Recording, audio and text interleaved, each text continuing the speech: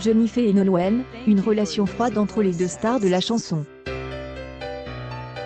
En attendant, il est important de rappeler qu'il n'y a aucune explication officielle à la relation tendue entre Jennifer et Nolwenn.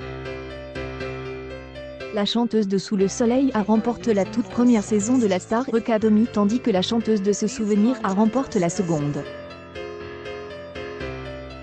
Elles se sont donc croisées plusieurs fois, on partage des photoshoots et des tapis rouges, mais elles ne partagent pas une belle amitié, loin de là.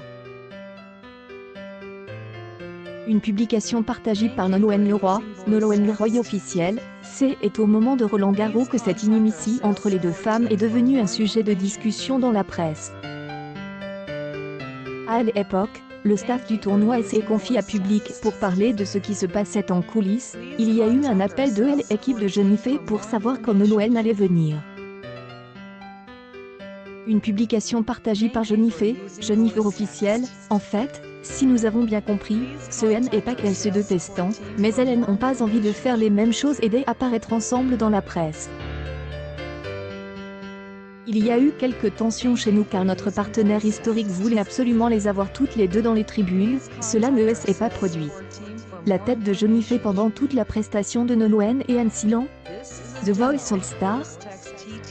Jouable, octobre 23, 2021. Nouveau Shekel Israël éviterait donc de partager des moments ensemble et voudrait sans doute se dissocier de la Star Academy et c'est un travail difficile à faire seul, alors quand ils sont ensemble, les questions sur le tel crochet de TF1 doivent logiquement surgir. Elle est toujours une grande gagnante de la Star Academy et reste proche de TF1.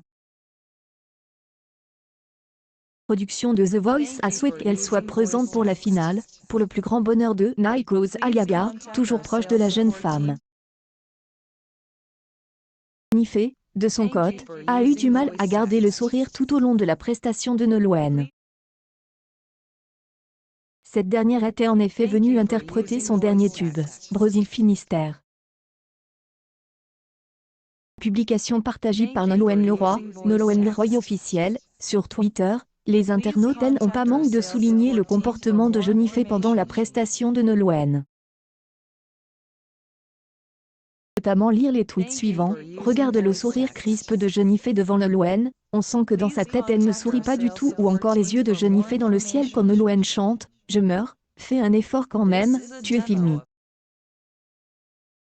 À la fin de sa prestation, Nolwenn est entretenu quelques instants avec Nikos.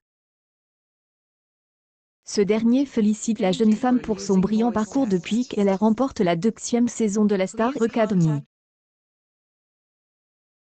Cependant, les réalisateurs de The Voice ont décidé de se concentrer sur Jennifer. Les téléspectateurs ont eu l'occasion de voir qu'elle parlait d'Azazie et qu'elle semblait agacée. Elle lève les yeux au ciel avant de répondre à sa collègue coach en levant son pouce vers elle puis en faisant un 2 avec ses doigts avant de pointer Nolwenn. Il est alors facile de comprendre que Zazie lui demandait si elle faisait partie de la même classe que Nolwenn à Star Academy. Zazie comprend que Jennifer était dans la première et Nolwenn dans la seconde, ce à quoi elle répond oui, c'est vrai.